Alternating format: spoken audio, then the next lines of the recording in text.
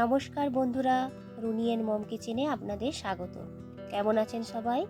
আজকে আমি আপনাদের সঙ্গে শেয়ার করব খুবই হেলদি ও টেস্টি একটি ইউনিক ব্রেকফাস্ট রেসিপি। যে রেসিপিটা বানানো যতটা সোজা, খেতেও হয় কিন্তু ততটাই টেস্টি।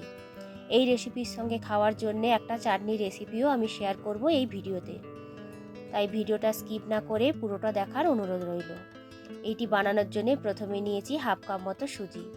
এর সঙ্গে দিয়ে দিতে হবে একই কাপ মেপে হাফ কাপ জল। সমস্ত কিছু ভালোভাবে মিক্সড করে নিয়ে ঢেকে রেখে দিতে হবে 10 মিনিটের মতো। এর সঙ্গে খাওয়ার জন্য বানাবো একটা গ্রিন চাটনি। এর জন্য নিয়েছি ধনেপাতা, একটা কাঁচা লঙ্কা, 3-4 টুকরো রসুন, কয়েক টুকরো আদা, হাফ টেবিল চামচ মতো জিরে, হাফ টেবিল চামচ মতো নুন ও হাফ টেবিল চামচ মতো চিনি।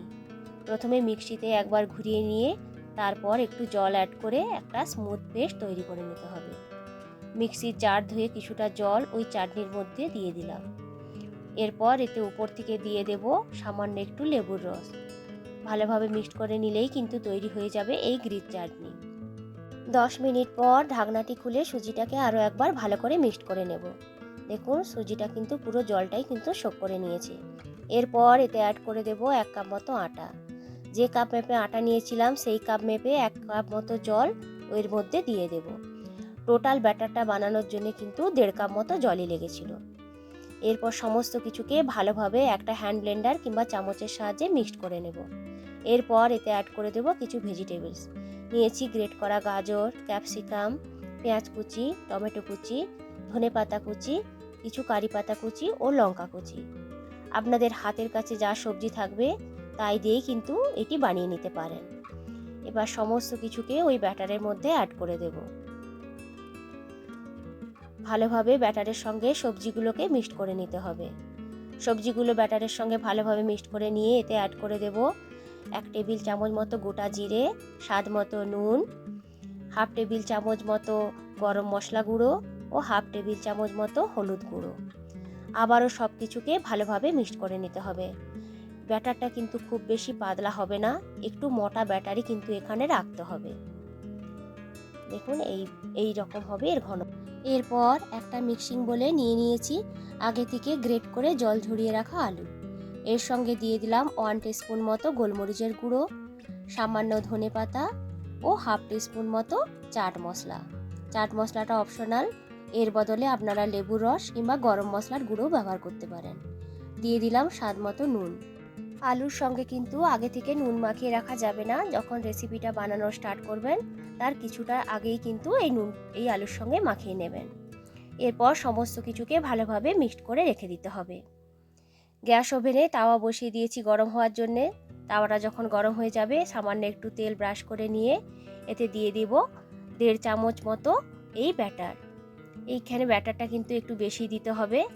এরপর হাতার সাহায্যে একটু ছড়িয়ে নিতে হবে এই তাওয়ার উপরে।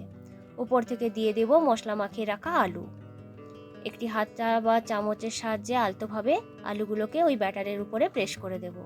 উপর থেকে দিয়ে দিয়েছি কিছুটা তেল। ঢেকে রেখে দিতে হবে 2 থেকে 3 মিনিটের মতো।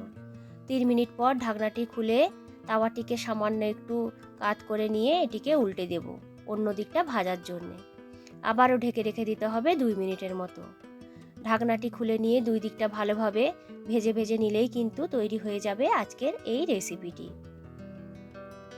দেখুন কত সুন্দর হয়েছে দেখতে। এইভাবে ওই ব্যাটার থেকে আরও কতগুলো তৈরি করে নেব। এই রেসিপিটা আপনারা সকালের ব্রেকফাস্ট কিংবা বাচ্চাদের টিফিন হিসেবেও দিতে পারেন। তো বন্ধুরা, আজকের এই রেসিপিটা যদি আপনাদের ভালো লেগে থাকে অবশ্যই কিন্তু একবার বানিয়ে নেবেন ও কেমন হয়েছিল আমাকে কমেন্ট করে জানাবেন। এই রেসিপিটা বানানো যতটা সোজা, বাড়িতে থাকা সাধারণ উপকরণ দিয়েই কিন্তু আপনারা এই চটজলদিভাবে বানিয়ে নিতে পারেন এই হেলদি রেসিপি। এই রকমভাবে ওই ব্যাটার থেকে আরও কতগুলো বানিয়ে নিয়েছি। এইগুলো ভাজার সময় গ্যাসের ফ্লেমটাকে লো টু মিডিয়ামে রাখতে হবে। এই ধরনের নিত্য নতুন রেসিপি দেখতে চাইলে আমার চ্যানেলটিকে অবশ্যই সাবস্ক্রাইব করবেন। লাইক, কমেন্ট ও বন্ধুদের সঙ্গে শেয়ার করতে কিন্তু একদমই ভুলবেন না। আজ এগুলোকে আমি সার্ভ করেছি গ্রিন চাটনি ও টমেটো সসের সঙ্গে। আপনারা আপনাদের পছন্দ মতো চাটনির সঙ্গেও এগুলোকে সার্ভ করতে পারেন। দেখুন কতটা নরম ও কতটা সুন্দর হয়েছে। আবারও হাজির হব নতুন কোনো দিন নতুন কোনো রেসিপি নিয়ে। ভালো থাকবেন, সুস্থ থাকবেন সবাই। আজকের মতো টাটা।